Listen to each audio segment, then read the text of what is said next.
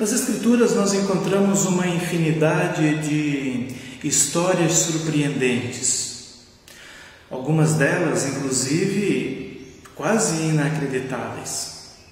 Diálogos com anjos, inclusive com Deus, curas milagrosas e acontecimentos sobrenaturais. Enfim, histórias que para muitos são fantasiosas e regadas a um toque de ficção.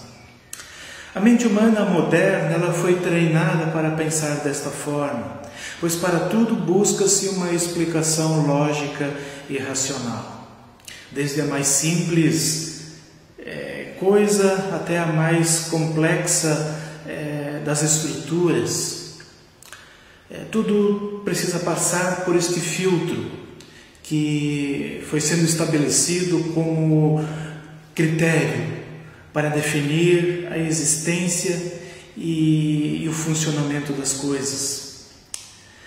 E com isso, então, nós olhamos para essas histórias do passado, essas histórias que nos relatam a revelação de Deus na história, e com esses filtros da lógica, da razão, do palpável, da ciência, olhamos com certa suspeita para aquilo, pois nós hoje temos explicação para a chuva, temos explicação para o vento, para o sol, para o arco-íris, temos explicação para a formação da terra, das estrelas, para o surgimento da vida, temos explicação para a cura das doenças, explicação para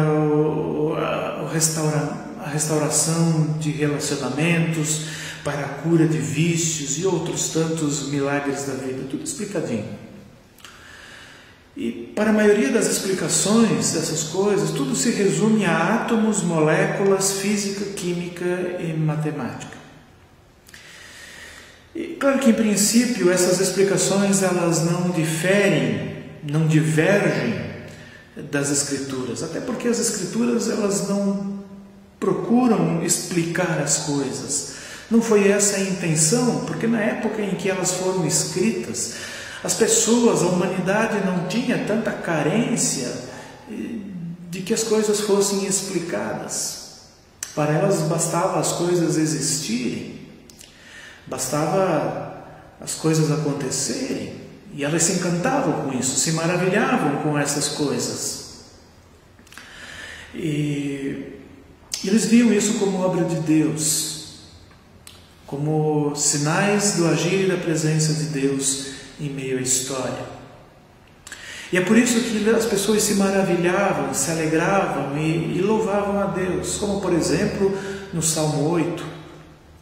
Senhor, Senhor nosso, como é majestoso o teu nome em toda a terra, tu cuja glória é cantada nos céus. Dos lábios das crianças e dos recém-nascidos firmaste o teu nome como fortaleza, por causa dos teus adversários, para silenciar o inimigo que busca vingança. Quando contemplo os teus céus, obra dos teus dedos, a lua e as estrelas que ali firmaste, pergunto: quem é o homem para que com ele te importes? E o filho do homem para que com ele te preocupes? Tu o fizeste um pouco menor do que os seres celestiais, e o coroaste de glória e de honra. Tu o fizeste dominar sobre as obras das tuas mãos, sobre os seus pés tudo puseste, todos os rebanhos e manadas, e até os animais selvagens, as aves do céu, os peixes do mar, e tudo o que percorre as veredas dos mares. Senhor, Senhor nosso, como é majestoso o teu nome em toda a terra. É dessa forma que as pessoas olhavam para a criação. Muito diferente da forma como hoje as pessoas olham. As pessoas olham por meio de telescópio, por meio de microscópio, por meio de lentes da racionalidade, da lógica. Não sou contra a explicação das coisas do mundo e da própria vida, pois também por meio delas pode-se chegar a Deus. Ao perceber a complexidade e os detalhes impressionantes das coisas e da vida, e a ordem e a grandiosidade do universo, precisamos exclamar: ó Deus, como é majestoso o teu nome em toda a terra. Além disso, Deus usa a lógica e a razão. Deus, ele criou os átomos e as moléculas. Desde a criação, ele estabeleceu os fundamentos da física, da química, da matemática e de outras tantas ciências. Mas a lógica, a razão e as ciências não são as únicas formas pelas quais podemos ver, entender e nos satisfazer com a criação. Existem outras formas de olhar para a vida, olhar para a criação, olhar para as coisas que Deus fez. A beleza e o prazer de apreciar a chuva caindo, sob a perspectiva de ela ser um milagre, uma bênção de Deus sobre nossas vidas, pode ser mais rica e mais gratificante do que entender os mecanismos que compõem a chuva. Saber que a chuva ela é formada a partir da evaporação da água que se condensa em nuvens e depois se precipita em forma de gotas, provocando assim o que nós conhecemos por chuva, pode ser muito interessante. Mas olhar para este fenômeno como um sinal de Deus, bênção de Deus, a mão de Deus sobre a humanidade, e apreciar o frescor que ela traz, a vida que brota da terra a partir da sua formação, é muito mais belo, muito mais rico, muito mais gratificante. O mesmo se dá com outros fenômenos da história, sejam naturais ou sobrenaturais. A glória de Deus é revelada por meio das coisas criadas, desde a mais simples molécula mineral até a mais complexa estrutura viva, de forma que um recém-nascido com o balbuciar nos seus lábios, ou um doutor em astrofísica com suas teses e argumentos, possam louvar a Deus por sua grandeza e majestade. Como escreveu Paulo aos Romanos: pois desde a criação do mundo os atributos invisíveis de Deus, seu eterno poder e sua natureza divina têm sido vistos claramente, sendo compreendidos por meio das coisas criadas.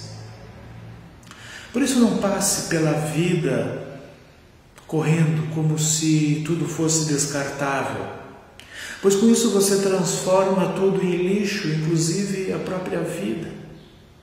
Aprenda a apreciar a beleza da criação e da própria vida, e assim perceber a grandiosidade de Deus e os sinais da sua existência e do seu agir em nosso meio. Que Deus te abençoe e te guarde.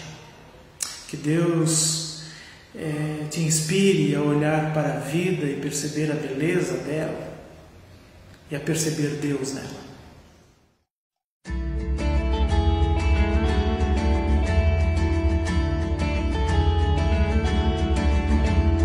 Das elevadas alturas, a profundidade, as criaturas revelam tua majestade. Das cores do outono, as flores da primavera, ao redor do trono tua obra exulta e celebra, exclamando: incrível, insondável, chama as estrelas do céu todas pelo seu nome, surpreendente és, invencível, indomável, todos prostramos humildes perante os teus pés, surpreendente és.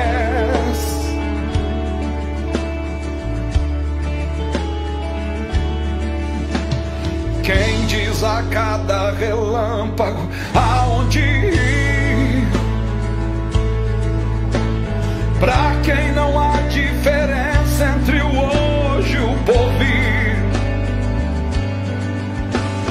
Quem fez o sol pra nos dar sua luz e calor.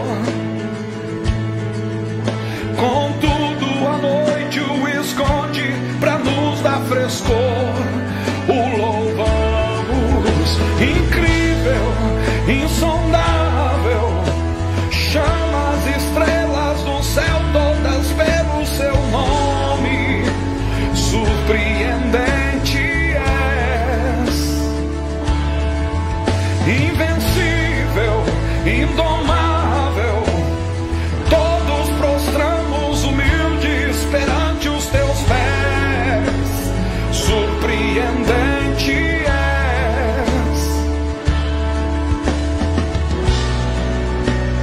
surpreendente és,